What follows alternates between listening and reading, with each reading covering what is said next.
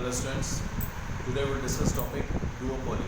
Okay, the duopoly is the type of oligopoly market in which there are only two firms exist, right? And these firms are independent to each other, and that means there is no agreement between them. So it is a case of oligopoly. Only two firms are there in the market, right? That means there are only two sellers. Both firms are independent to each other. That means there is no agreement. तो जैसे उन्होंने उधर cartel वाला पढ़ा था कि वहाँ पे एसोसिएशन था, यहाँ पे कोई एग्रीमेंट नहीं है और इंडिपेंडेंट है हम एक दूसरे से, राइट?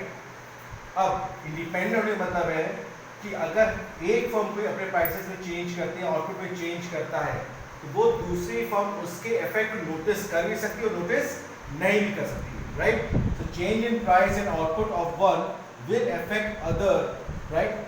और इसी में क्या होगा? चेन ऑफ रिएक्शंस हो गए। मतलब सपोज दो फर्म्स लिए हमने A and B. A assume कर रहा है कि उसकी जो पॉलिसीज हो इंडिपेंडेंट है और बी को कोई इफेक्ट नहीं पड़ रहा है। जब बी उसको ऑब्जर्व करेगा तो फिर बी उसमें रिएक्शंस देगा, राइट? तो ऐसे क्या होगा? There will be set of chain of reactions, right? So a seller may assume rival firm is unaffected by his policy, right? मतलब अगर कोई दो फर्म है, एक फर्म ये सोचेगी कि दूसरी फर्म पे उसकी पॉलिसी पर कोई इफेक्ट नहीं पड़ेगा, जिसको हम बोलते हैं direct influence on the price, right?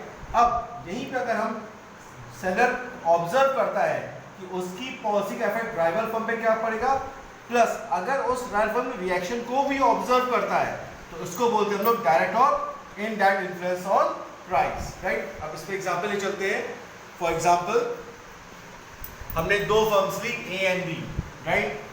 अब हमें पता है कि टाइप ऑफ ओलिगोपोली मार्केट है, डुओपोली बोला गया जिसमें डुओपोली मतलब जिसमें दो फर्म्स है, दोनों फर्म्स आपस में इंडिपेंडेंट है और उनके आपस में कोई एग्रीमेंट नहीं है, राइट?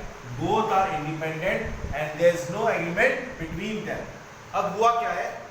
ए ने एज्यूम किया कि there will be change in price and output, B will be affected. अब यहाँ क्या हो रहा है? अगर ए अपने प्राइस और आउटपुट में कोई चेंज करता है तो बी पे उसका इफेक्ट आएगा, राइट?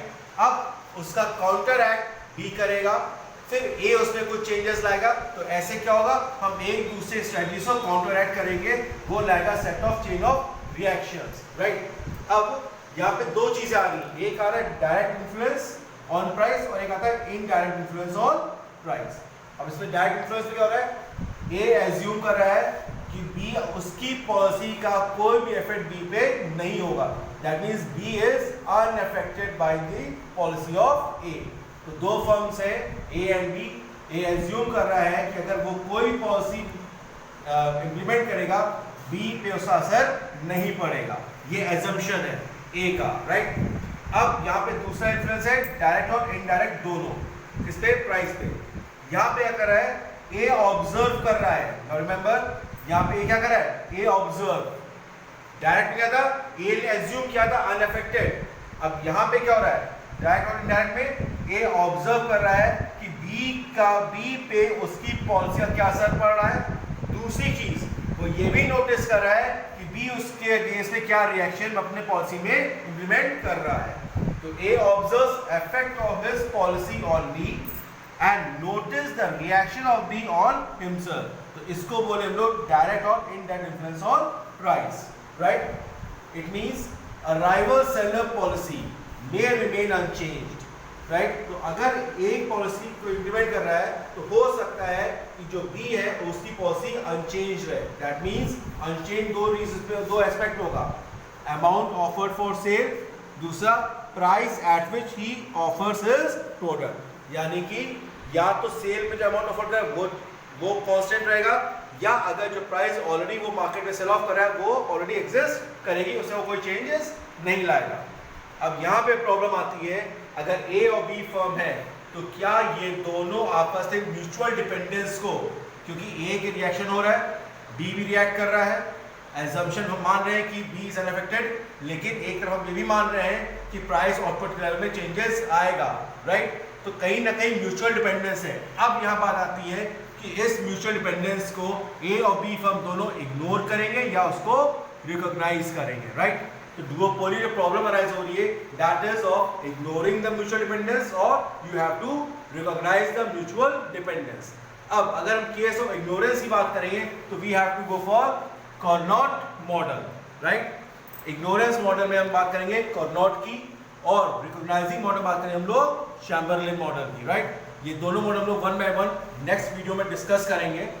अभी हमने समझ में आया डुओपोली क्या होता है। डुओपोली वो टाइप ऑफ ओलिगोपोली मार्केट है जहाँ पे दो फर्म एग्जिस्ट करती है, से ए एंड बी, दोनों इंडिपेंडेंट है, आपस में कोई एग्रीमेंट नहीं है।